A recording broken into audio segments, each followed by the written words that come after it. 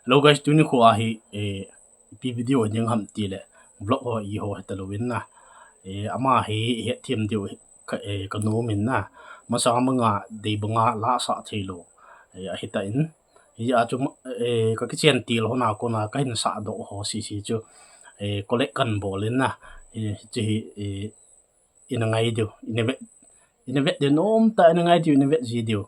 de sa na chu kan bol ho ten he na chỉ chuyện cái hiện thêm điều cần ôm IP lệ abula cô na cái xã mà sát bên vào cô na chứ tu nãy giờ cái xã hồn na chân cái chứ cái hình đặc hồn na chỉ chuyện nó biểu tê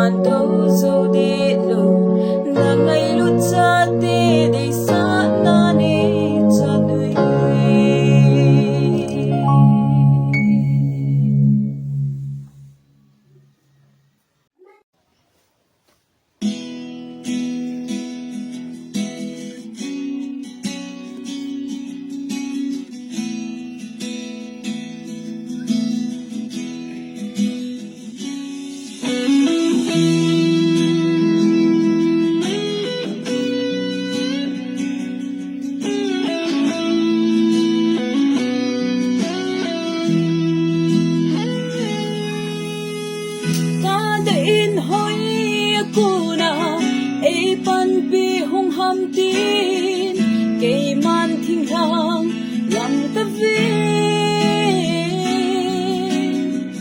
van le se ma pakaya ko na bo ai pan pi hung zo ai hi no le pa mi silunga tau le pan la na za te chungan alang ye o sin le pachan na pakaya ko na hi thang va pun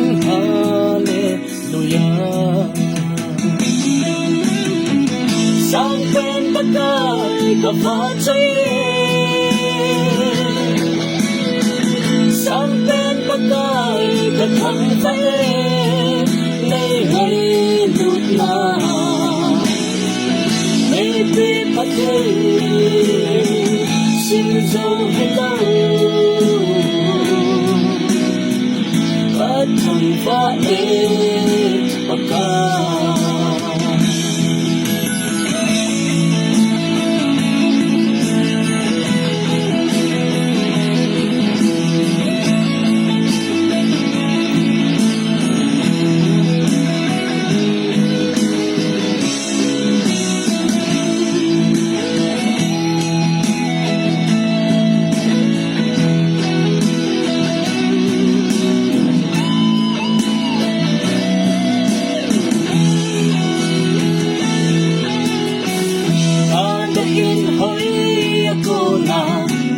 ban pi hung ham tin ke man thing hang lam ka ve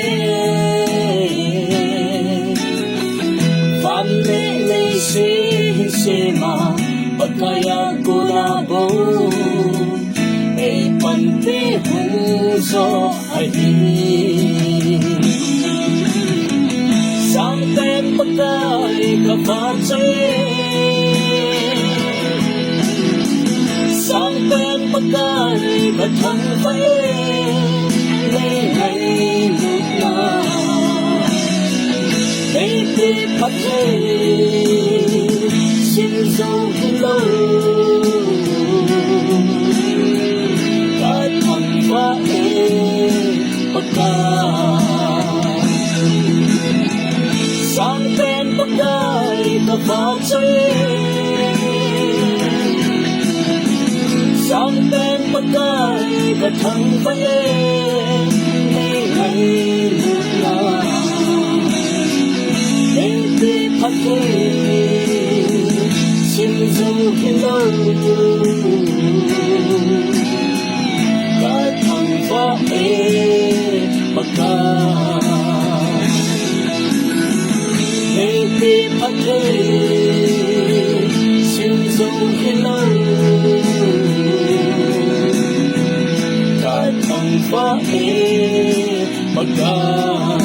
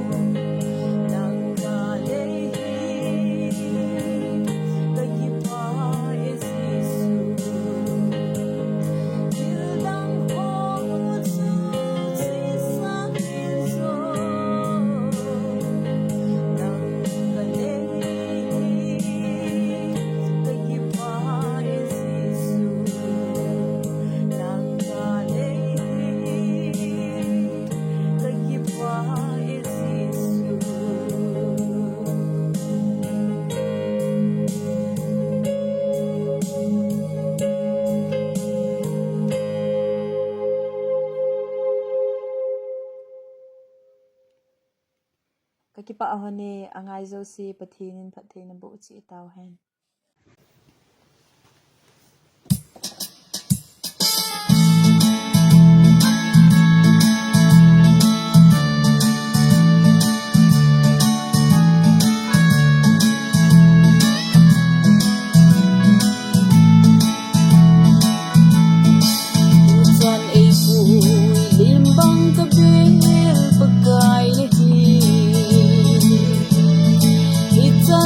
Hun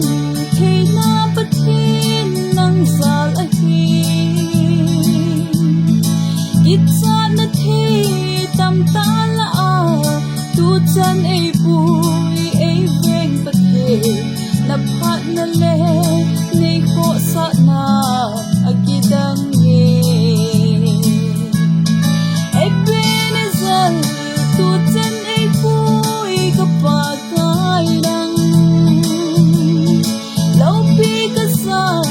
Kitang kasay nay puy huy dan Kangay tule Itsan kadhun Kay napatid Nang salahi Lamsu lamdo Anay tuin Nay kay singin Gusitang sila aibing Nang manahi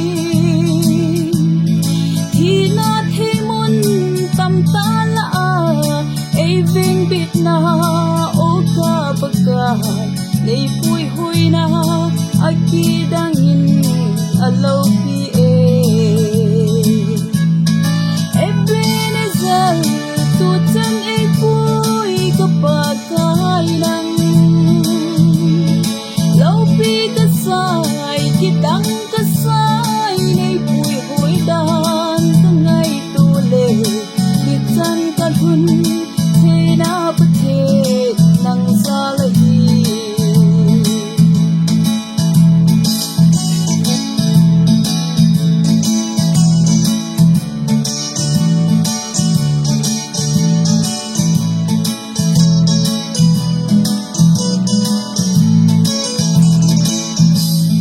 Kay mahat na kadhun so ding ima Ipat vanga katsan so ding ima umlang Ipi kahim o kapathim Kain sumi ima hilo Hitsan sana Nay puy hoyin alaw pie Ebenezer tutan ay puy kapagkay lang Kitang kasay Nay puy huy dan Kangay tule Hitsan kadhun Kay napatid Nang salahi Ebenezer tutan ay puy kapagkay lang Law pi kasay Kitang kasay Nay puy huy dan Kangay tule San kadhun Kay napatid ng salahi Hitsan kadhun Kay napatid ng salahi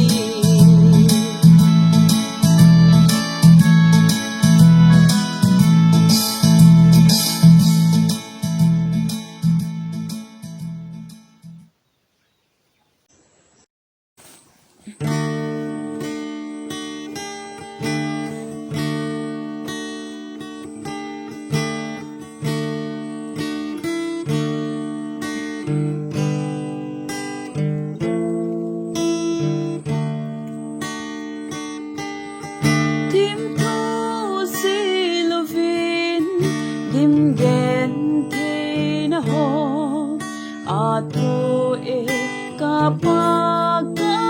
chun Aming ay luna Asan agildan Lungin agil in agil Do so puy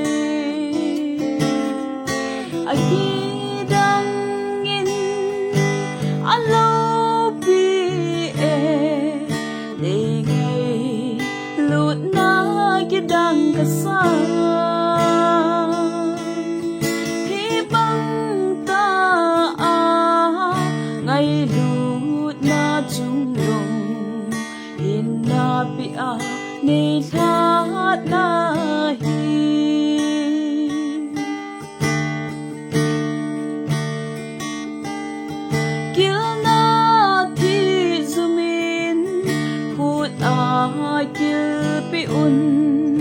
anati nin asun nui hi ho chu ngai lu zalin na thu e ka he chin tai pa kai na thu na ho aki dang in alo pi e lut na gidang kasal hibang ta ngay lut na chung long hinapi ni lahat na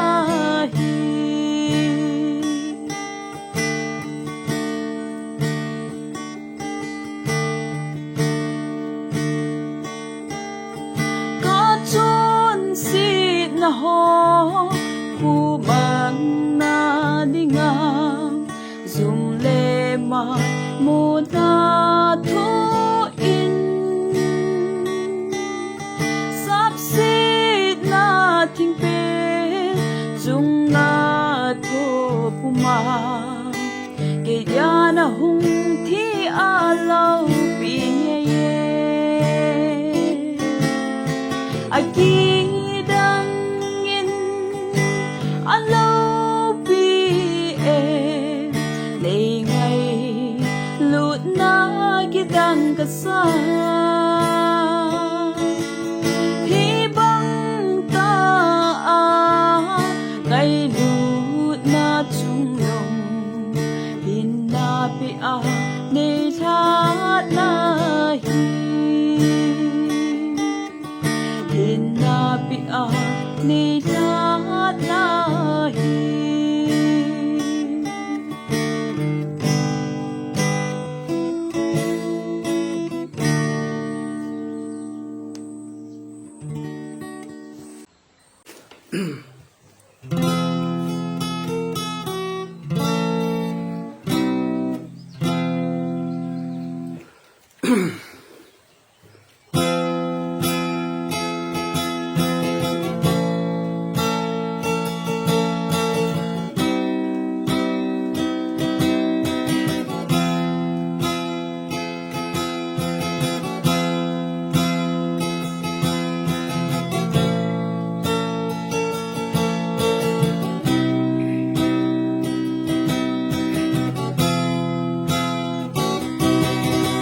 Thình thi đinh lai thình vua băng kê bậc cái man thi địa ni hiền hi cuồng đinh nhiên la thình du cung tình thình lai hát lâu để man cha hi một banga kamo kahi sangan bangin ni mang chain buồn phố mi te chut pha bang ke mi cho không na ni mang chan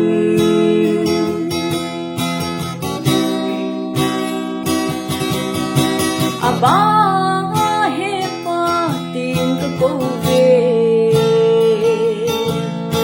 nei vang bu na na nga hi hen ka hat na din im na de le na sa yin nang ma ka hen mo si banga kam mo kahi sangan bangin limang cain untuk mite cepat bangkit ito kumu na limang cain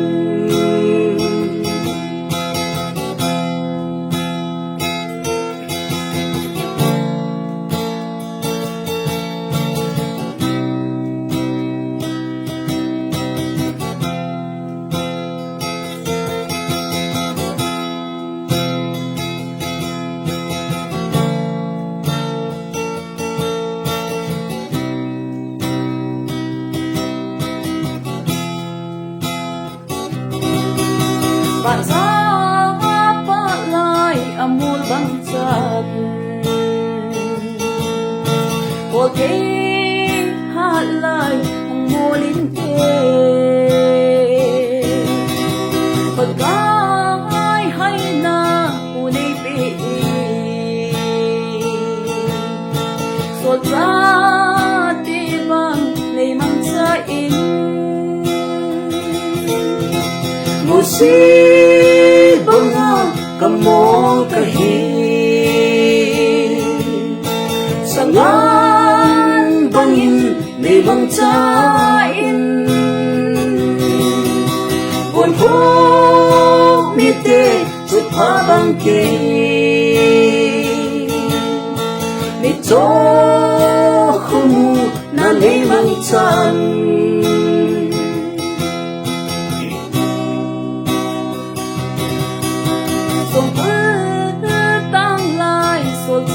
ni và trôi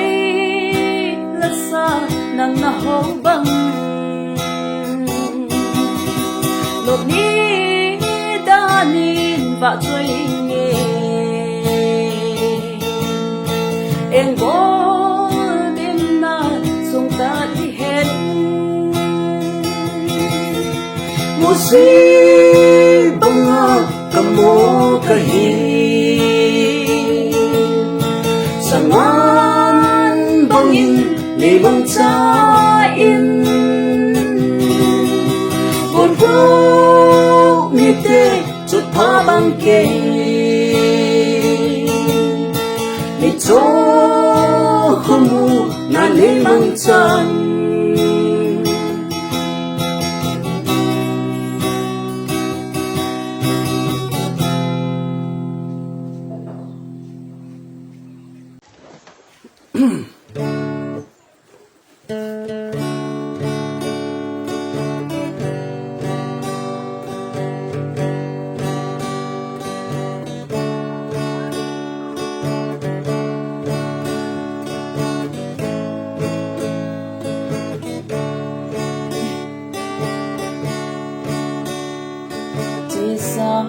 phát hô lòng vil zinga cho do vai mo nahi nop na dana na pui pu kap ma ling vai nahi pon te o sit le chunga chonga na pon te dei lam nong gel acham thim lo Krista zinga kon bo dei lam nong gel acham thim lo Krista zinga kon bo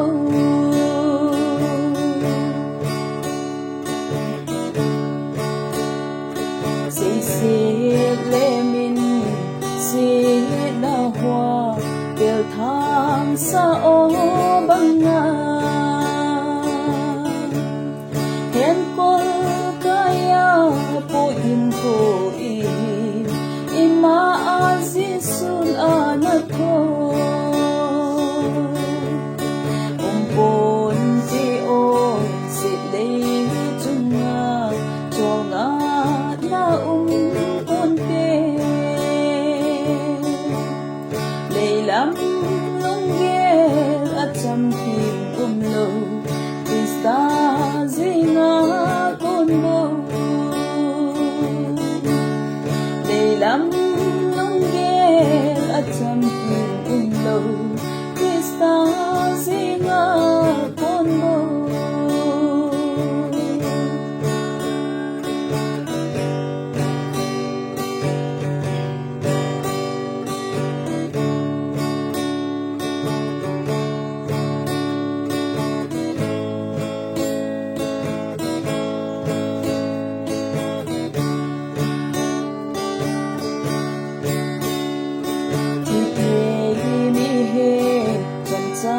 sung hi pakai do zing na hi ingwal sa hoy pitona apu lam vai Christine hi pon ti o si le chunga chonga na pon te le lam long gel atam ti lo Krista zinga kon lo le lam long gel atam ti lo Krista zinga kon lo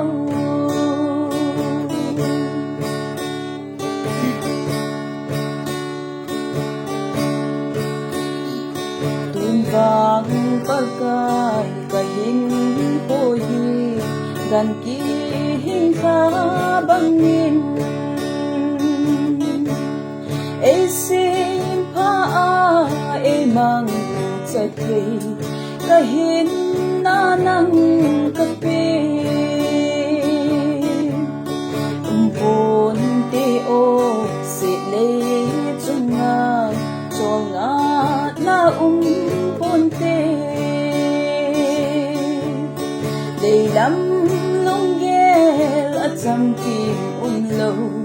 Krista zinga con vô để đắm lông gel ở trong tim lâu Krista zinga con vô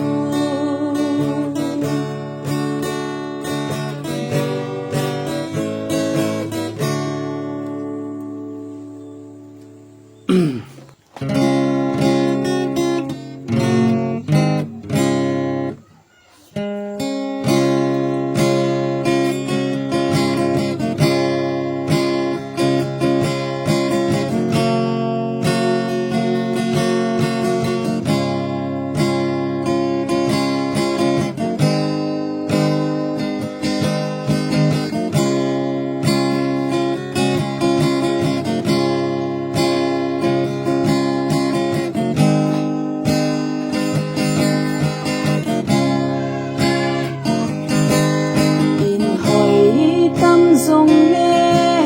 in nôm rừng rồi in dây lá tâm nan tê bất thi là xin làm quy tâm là Giêsu làm quy hình men hoi tâm là kita na sing rồi in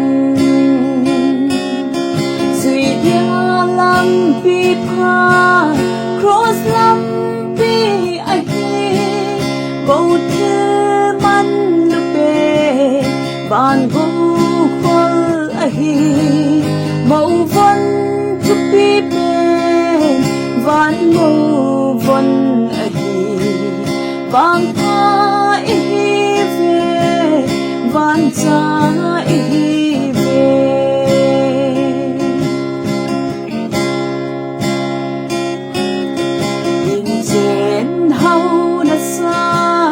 hong phal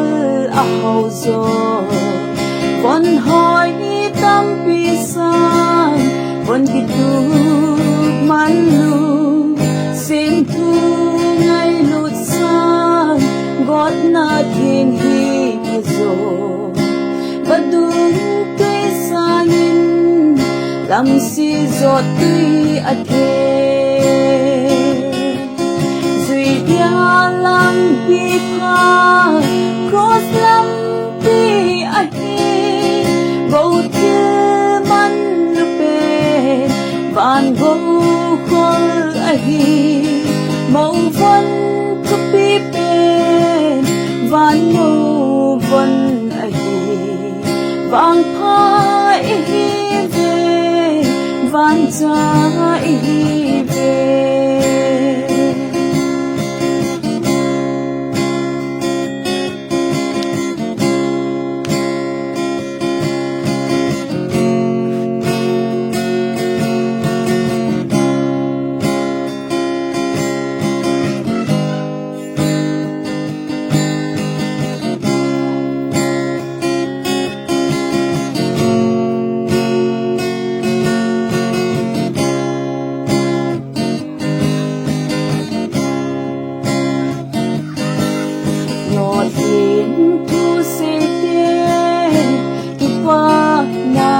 nề yên thế si dinh tê